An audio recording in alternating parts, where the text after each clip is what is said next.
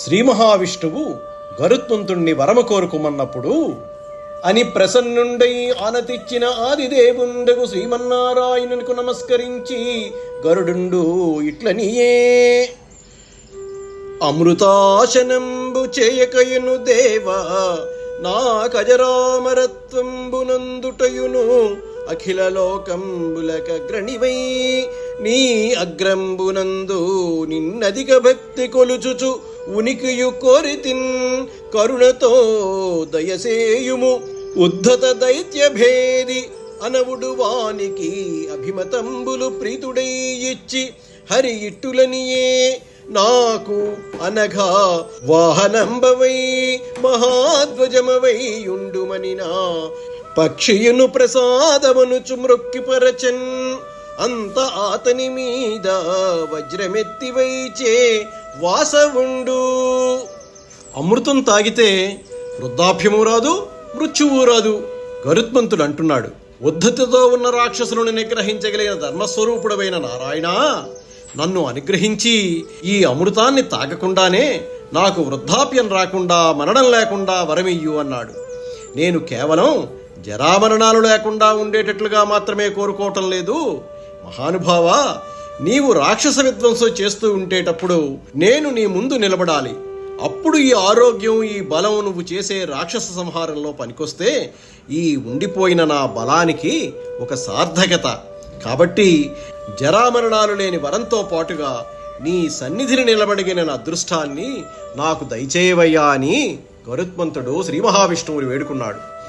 గరుత్మంతుడి కోరికని మన్నించి శ్రీ మహావిష్ణువు అన్నాడు, నీవు ఎప్పుడూ నా సన్నిధి యందు ఉండాలని కదా కోరుకున్నావు, కాబట్టి నువ్వు నాకు వాహనం అవుతావు. నేను నీ మీద కూర్చునే ప్రయాణం చేస్తాను. రెండవది, నువ్వు నాకు ధ్వజమవుతావు. నా ధ్వజంగా వాహనంగా ఉండి నన్ను సేవించగలిగిన భాగ్యాన్ని నీకు ప్రసాదిస్తున్నాను అని అన్నాడు.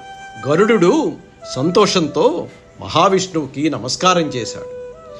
ఆదర్శ పురుషుడిగా నిలబడి ఎలా బతకాలో గరుత్మంతుడు ఈశ్వరుడి ముందు నిలబడి మనకు చూపిస్తూ ఉంటాడు.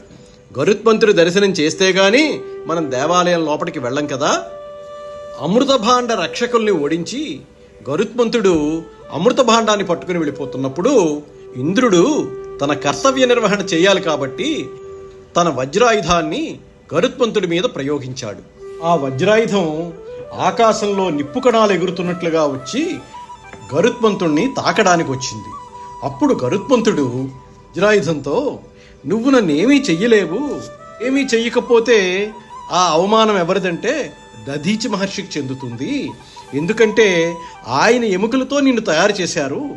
బ్రహ్మజ్ఞానానంతటినీ దధీచి మహర్షి తన ఎముకల్లో దాచుకున్నాడు. అంత గొప్ప స్థితి పొందిన ఎముకలు కాబట్టి ఆ ఎముకలతో వజ్రాయుధాన్ని తయారు చేశారు. అంతటి మహానుభావుడు అవమానింపబడడం నాకు ఇష్టం లేదు. కాబట్టి నువ్వు పని చెయ్యి, వచ్చి నా ఒక్క ఈకను కోసి వెళ్ళిపో అని చెప్పాడు. వజ్రాయుధం ఆ విధంగానే చేసింది. అప్పుడు అక్కడ ఉన్న ఋషులు దేవతలు గరుత్మంతుడి యొక్క బలాన్ని, అతని రెక్కకి అతని ఈకకి ఉన్నటువంటి బలాన్ని చూసి ఆశ్చర్యపోయి అతన్ని సుపర్ణుడు అనే నామంతో కీర్తించారు. అప్పటి నుంచి గరుత్మంతుడికి సుపర్ణుడు అనే బిరుదు వచ్చింది. వజ్రాయుధం వెనక్కి వెళ్ళిపోయింది. అప్పుడు ఇంద్రుడు గరుత్మంతుడి దగ్గరికి వచ్చి, నీతో నాకు స్నేహం చేయాలనుంది, నీకు మరణం, ముసలితనం, పరాజయం ఇటువంటివి లేవు కదా, మరి అటువంటప్పుడు ఈ అమృత భాండాన్ని ఎందుకు పట్టుకెళ్ళిపోతున్నావు? ఇది గాని వదిలేస్తే దేవతలు తాగి వాళ్ళు జయంపరాని వాళ్ళు అవుతారు కదా.